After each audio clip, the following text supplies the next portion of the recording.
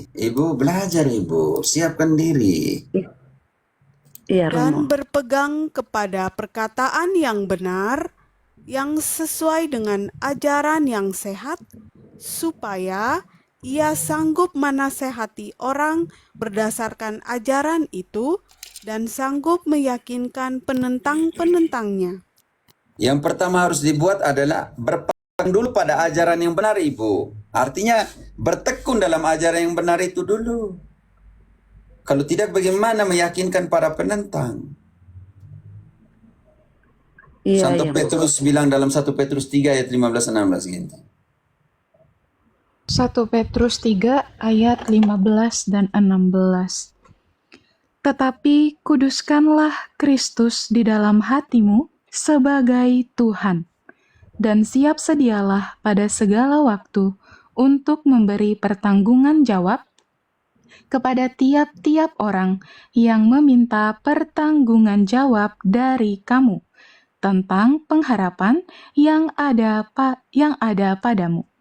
Tetapi haruslah dengan lemah lembut dan hormat, dan dengan hati nurani yang murni, supaya mereka yang memfitnah kamu karena hidupmu yang saleh dalam Kristus menjadi malu. Pertanggungjawabkan dahulu dengan kuduskanlah Kristus di dalam hatimu. Ibu, bisa mengerti di situ? Iya. Sekarang, Bisa, Romo. metodologi yang harus kita buat. Kita akan berhadapan dengan orang-orang yang setiap hari omong tentang tema-tema yang bodoh dan lain bagi Santo Paulus, ya, oke? Kita ambil di 2 Timotius yang sama. Angkat tadi 2 Timotius yang sama tadi 1 Petrus ya. 2 Timotius 2 ayat 23 sampai dengan 26. Panggilan etis untuk semua para pewarta Katolik dari Santo Paulus. 2 Timotius 2 ayat 23.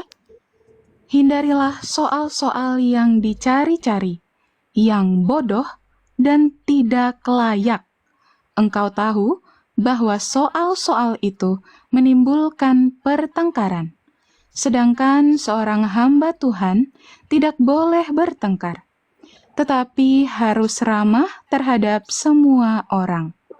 Ia harus cakap mengajar, sabar, dan dengan lemah lembut dapat menuntun orang yang suka melawan, sebab mungkin Tuhan memberikan kesempatan kepada mereka untuk bertobat dan memimpin mereka sehingga mereka mengenal kebenaran. Dan dengan demikian, mereka menjadi sadar kembali karena terlepas dari jerat iblis yang telah mengikat mereka pada kehendaknya. Karena itu kalian lihat di dalam dialog atau diskusi dengan pendeta Melatok, saya memilih diam kapan saya harus masuk untuk mempertanggungjawabkan iman. Tidak teriak, tidak buat attitude yang lain dengan disposisi saya untuk mendengar dan semuanya. Justru seperti inilah engkau dianggap tidak tahu apa-apa. Saya lebih memilih untuk itu. Dan kalian yang dengar dan lihat, kalian tahu, kalian memutuskan bagaimana yang mempunyai akurasi dalam data dan semuanya. Oke, karena itu teman-teman, butuh etika pewarta digital untuk Katolik. Tolong semua Katolik yang ada di sini. Saya rangkumkan 2 dokumen dari Nuevo y Viejo yang Paus Fransiskus punya 28 Januari 2025 sebelum ia meninggal, dokumen terakhir. Dan juga dari Humanitas yang barusan dikeluarkan oleh Paus Leo.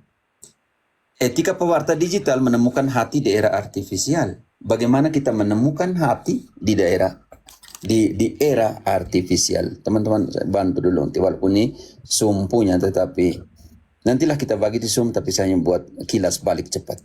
Menjadi saksi yang menghidupkan di benua ke-6, benua digital, tanpa kehilangan arah dan kehilangan jiwa.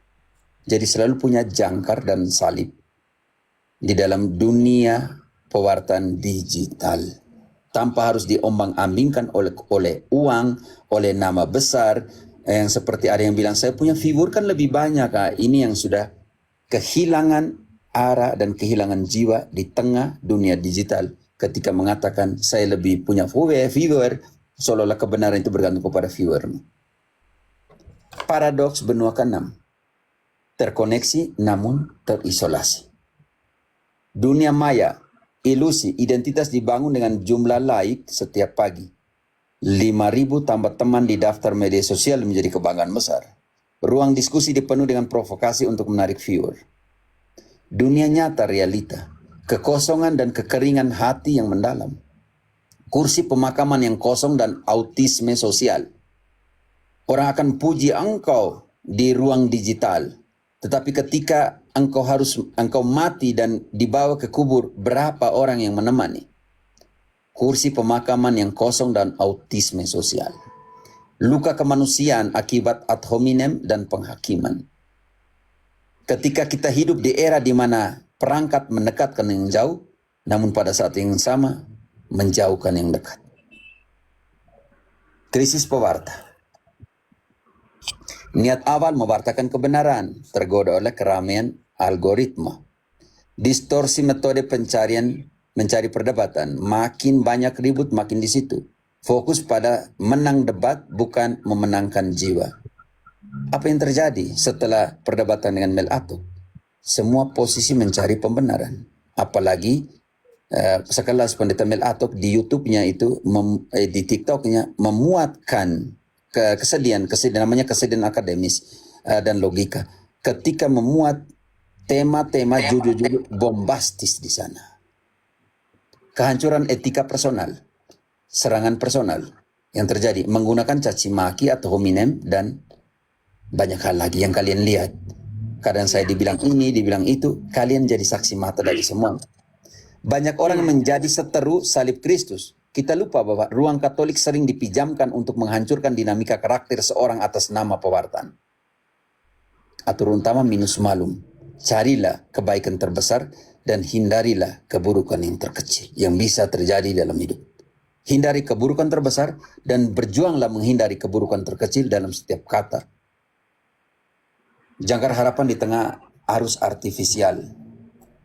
Kecepatan teknologi tidak bisa dihentikan. Paus Fransiskus mengingatkan kita bahwa kita tidak menolak kecerdasan buatan, namun kita harus memegang teguh prinsip-prinsip dasar kekristenan. Tanpa jangkar, hanya terbawa relativisme dan ego. Relativisme dan subjektivisme akan menghanyutkan Katolik tanpa jangkar doktrinal. Dengan jangkar salib, mute-kan dulu yang lain. Menjaga stabilitas, tolong di-mute-kan teman-teman. Belum diminta untuk omong, mute-kan dulu.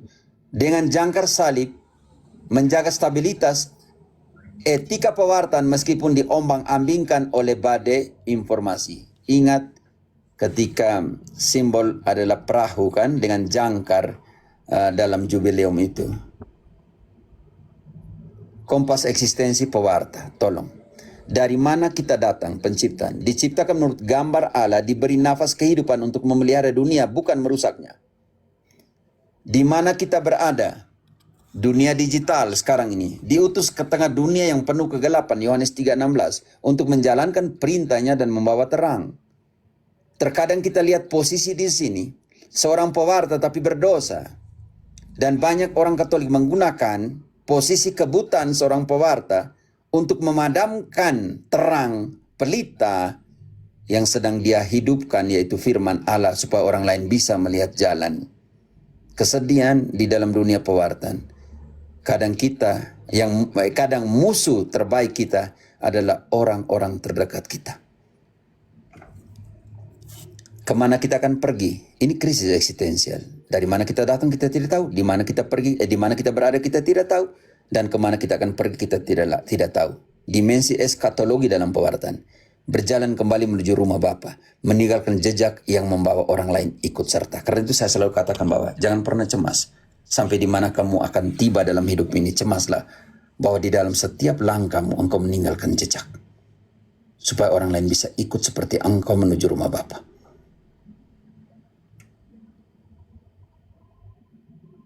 Arsitektur jiwa, mandat memelihara.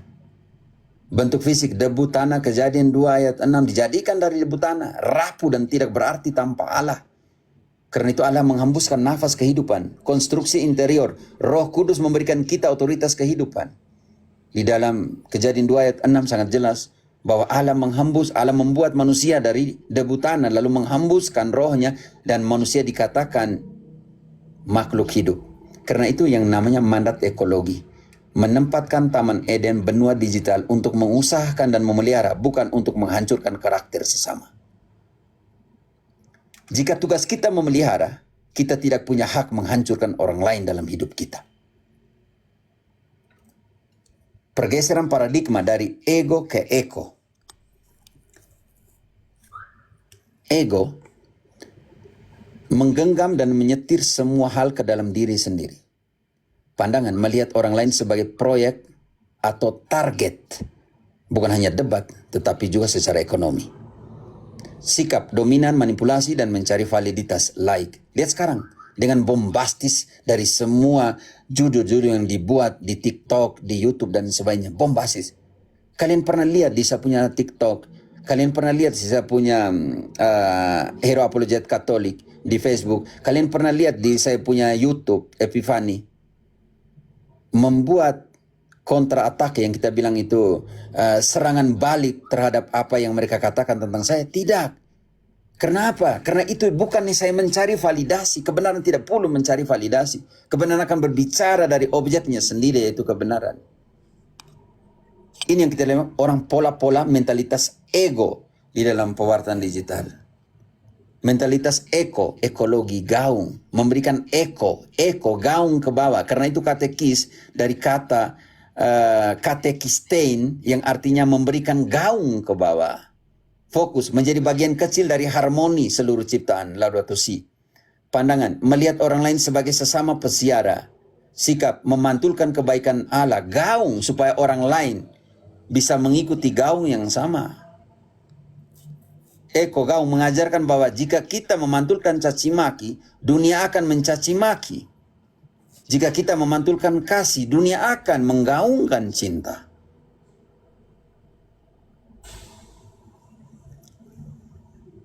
Dan waktu saya dengar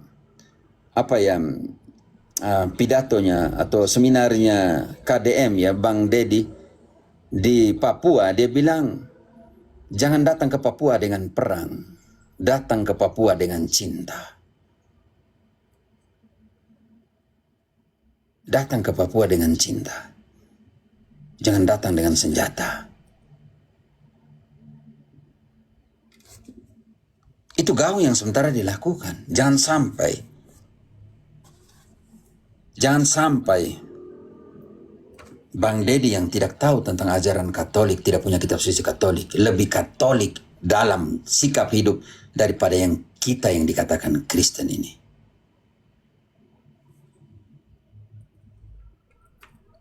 Empat, arkotipe netizen, sikap kita di dunia maya. Mau seperti apa? Udang, tidur nyenyak hangus terseret arus, algoritma, hidup dari toksisitas dan gosip di dasar, karena di sini udang menyimpan semua kotoran di kepalanya. Jangan sampai dunia digital membuat kita hidup dalam ekstrim penabungan kotoran di kepala kita. Mau hidup seperti lalat, sang pembusuk mencari-cari luka, kesalahan, dan relativisme, nikmati bakteri perpecahan? Atau jadilah salmon dan lebah di tengah dunia yang dipenuhi dengan udang dan lalat? Digital. Salmon, sang pejuang, berani berenang melawan arus yang kotor demi melahirkan generasi baru di perairan yang jernih. Lebah, sang pembangun, mencari nektar kebenaran, menciptakan madu kebaikan, dan dengan tegas membela sarangnya.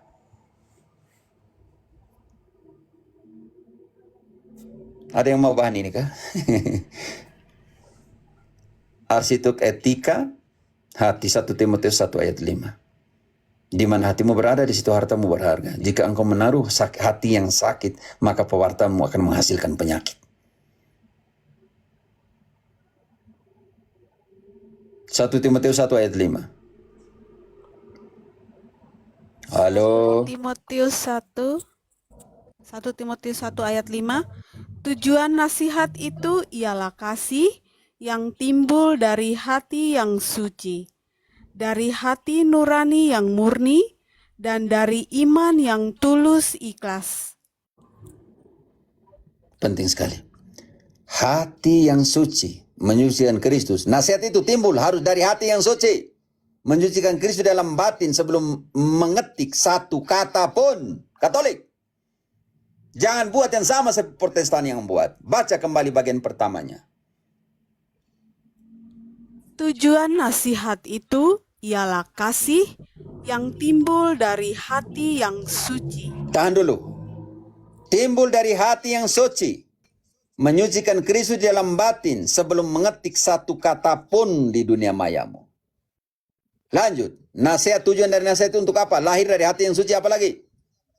Dari hati nurani yang murni, dan Membedakan dari iman, iman yang dulu.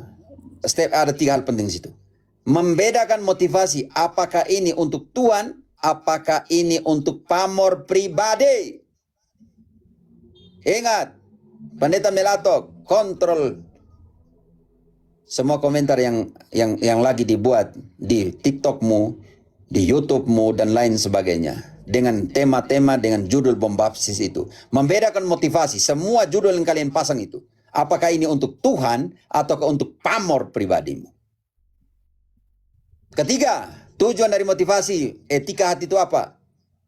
dan dari iman yang tulus ikhlas. Kasih Allah yang dicurahkan oleh Roh Kudus. Apa yang Roh Kudus taruh di hatimu? Bantu dulu. Ginting, Roma 5 ayat 5. Apa yang Roh Kudus taruh di dalam hati kita? Roma 5 ayat 5.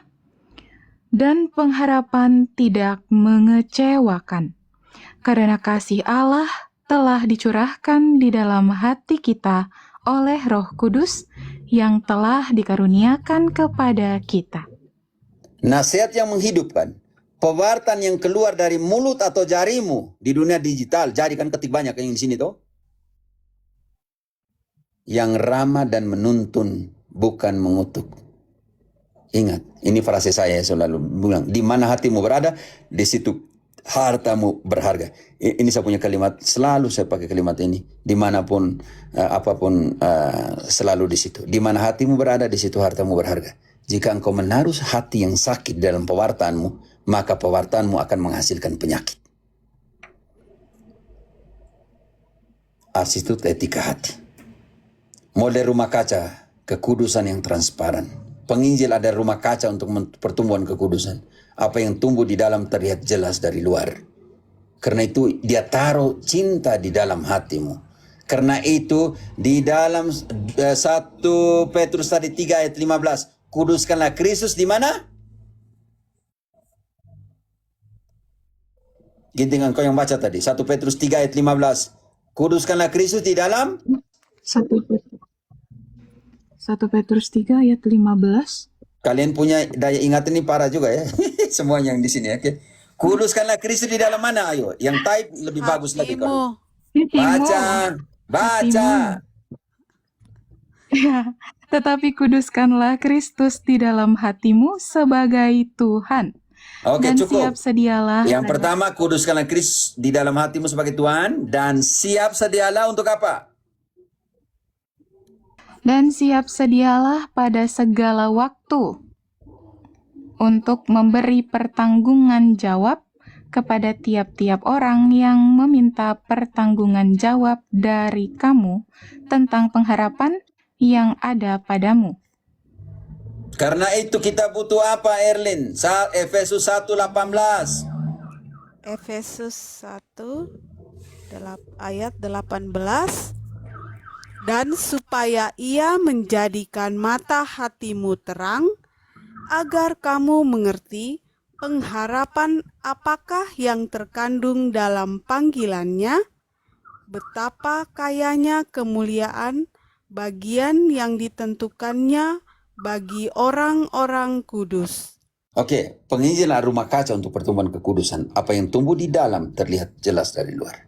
Ke dalam, membantu orang lain menemukan Yesus akan membuatmu berlutut dan mengklarifikasi imanmu sendiri. Yang berlutut di hadapan Allah mampu berdiri di hadapan dunia. Keluar. Kesaksian hidup menyeret orang lain. Kata-kata bisa menarik, tetapi teladan hiduplah yang mengubah hati orang lain.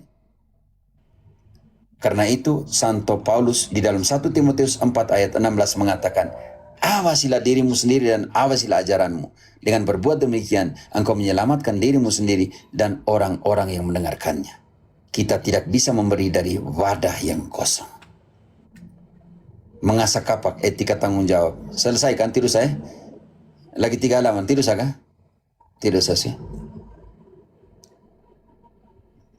Selesaikan atau tidak usah? Lanjut. Selesaikan atau tidak usah? Awasilah jarimu tadi. Awasilah jarimu dan apa yang kau ketik. Sebab dengan berbuat demikian engkau... Lanjut, Romo. Lanjut sedikit. Oke, sekarang rumah kaca tadi sudah. Sekarang kita lihat di proses kedua, mengasah kapak etika tanggung jawab. Di abad ke-21, etika ketaatan harus disandingkan dengan etika tanggung jawab. Kita wajib membekali diri. Ingat, penting sekali. Aksi yang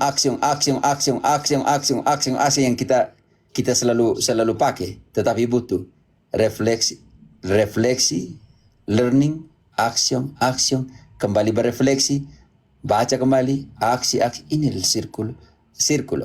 sirkulus, lingkaran dalam pengertian ini. Analogi penebang pohon. Penebang pertama terus menebang tanpa henti, hasil semakin menurun karena kapak menumpul. Penebang kedua beristirahat 1 jam setiap hari untuk mengasah kapak, hasil tetap konsisten dan maksimal. Pertanyaan saya, kapan pewarta Katolik melakukan studi dan refleksi setiap hari? Kalau tidak, kita adalah penabang pertama yang tiap hari tebang, tidak pernah asah.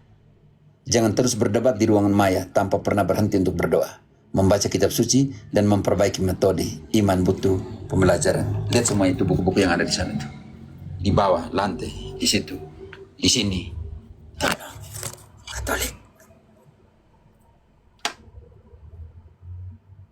Dan kita adalah murid. Tuhan mengutus murid, bukan Tuhan mengutus guru. Tetapi murid yang mengajar, supaya status murid kemuridanmu selamanya. Murid yang mengajar, tetapi murid selalu yang mendengarkan Tuhan. Yang belajar dari dia. Tujuan pewartaan, memperkenalkan bukan mengalahkan. Yang harus dihindari, mencari-cari persoalan bodoh yang menimbulkan pertengkaran. Yang tadi kita sudah lihat di 2 Timotius 2, 23-26 yang kita baca, tetapi kita belum baca di Titus 3 ayat 9-11. Tolong dibantu baca dulu. Sambil cari, saya baca dulu di sini. Yang harus dihindari, mencari-cari persoalan bodoh yang menimbulkan pertentangan, menganggap memenangkan argumen sama dengan memenangkan jiwa, memaksakan pertobatan melalui kekerasan kata-kata. Hati-hati loh, yang terjadi selama ini. Makin terjadi pembenaran di judul TikTok, di judul YouTube, dan lain sebagainya. Sedangkan seorang hamba Tuhan tidak boleh bertengkar. Harus ramah, sabar, dan cakap mengajar dengan lemah lembut. Memperkenalkan mereka kepada kasih Kristus melalui persahabatan agar Tuhan menuntun mereka. Oke, sekarang kita baca di Titus ini keras loh. Di Titus 3 ayat 9-11 keras sekali.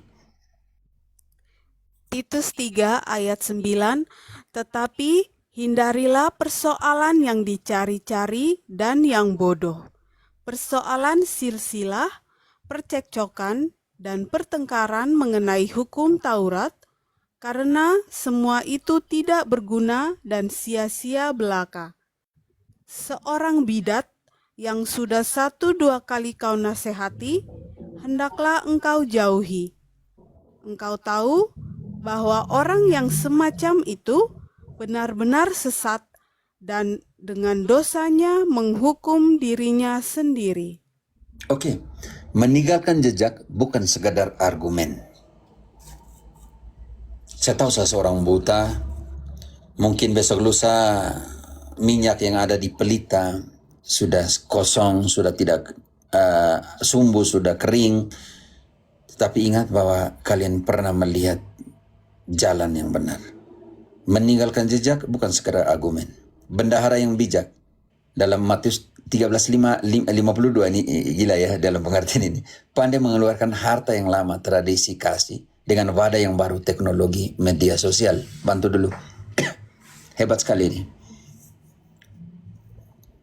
Ginting, Matius 13:52, Markus 3:13. 52.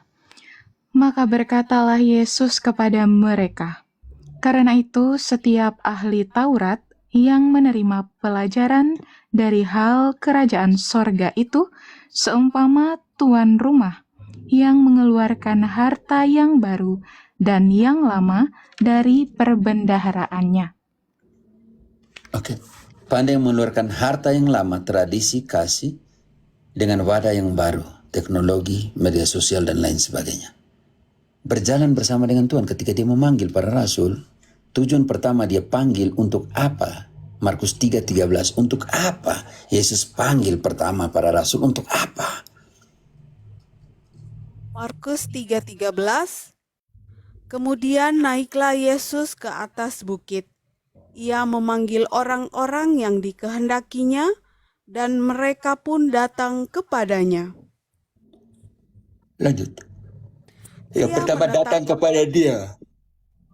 Datang kepadanya. Yang kedua, Ia menetapkan 12 orang untuk menyertai dia dan untuk diutusnya memberitakan Injil. datang kepada dia, menyertai dia, dan pergi mewartakan. Cemaslah. Cemaslah saudara dan saudariku. Cemaslah. Hanya jika langkahmu di dunia digital tidak meninggalkan jejak kasih yang bisa diikuti oleh orang lain menuju Bapa. Hiduplah sebagai gaung dari cintanya. Terima kasih. Cemaslah hanya jika langkahmu di dunia digital tidak meninggalkan jejak kasih yang bisa diikuti oleh orang lain menuju Bapa. Hiduplah sebagai gaung dari cintanya yang abadi. Oke. Mulai dari sekarang, awasilah jarimu dan apa yang kau ketik.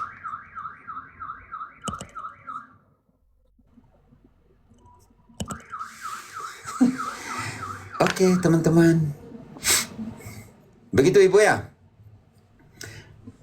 Terima kasih. Ya, Sebenarnya saya Romo. tidak mau masuk ke etika digital karena ini bahan untuk Zoom, tapi untuk pengajaran. Ya, Romo.